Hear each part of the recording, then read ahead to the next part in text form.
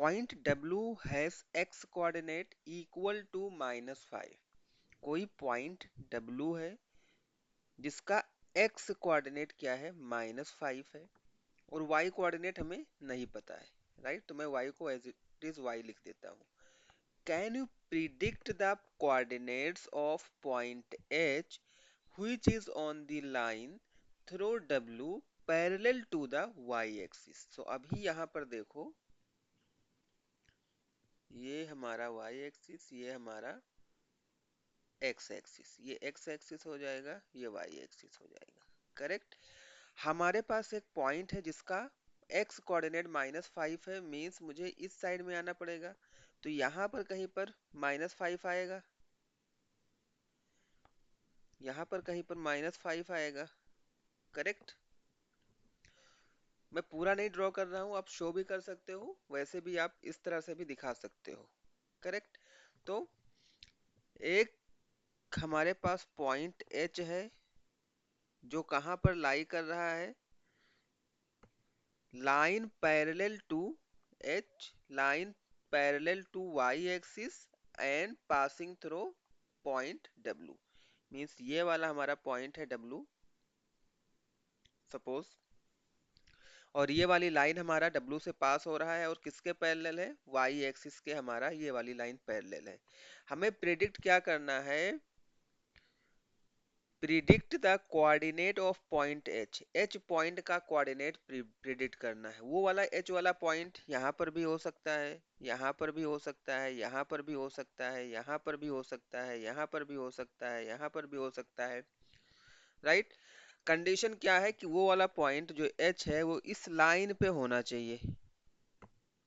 हमें final answer में ये बताना है which quadrants can H lie in। जो हमारा पॉइंट H है वो किस क्वाड्रेंट में लाई करेगा। सपोज हमारे पास जो पॉइंट x कोऑर्डिनेट गिवन था वो -5 था, अगर वो हमारा y कोऑर्डिनेट अगर 0 होगा तो जो पॉइंट H है वो x एक्सिस पर ही लाई करेगा।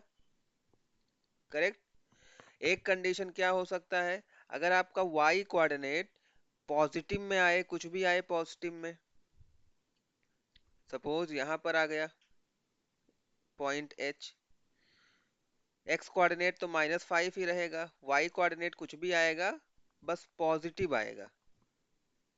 अगर y कोऑर्डिनेट पॉजिटिव होगा तो जो हमारा पॉइंट H है lie in second quadrant. Right.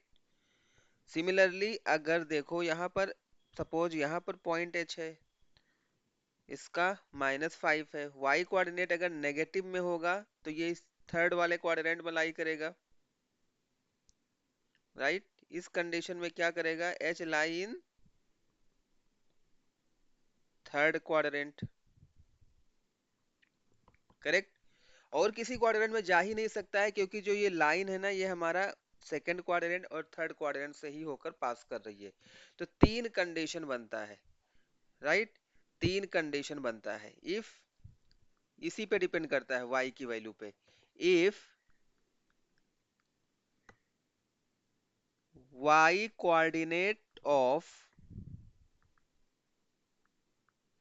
h is equal to 0, then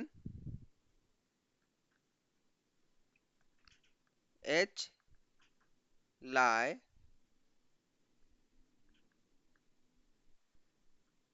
on x axis।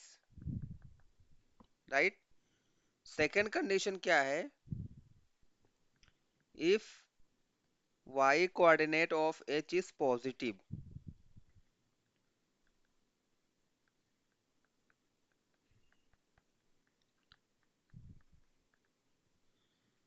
then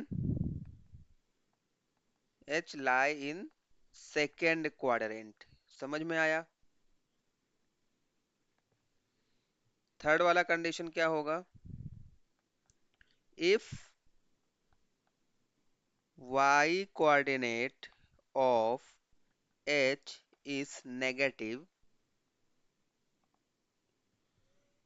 then H lie in third quadrant. Correct? तो ये तीन कंडीशन हो सकते हैं. So this is the solution of this question. I hope you like this solution. Thanks for watching.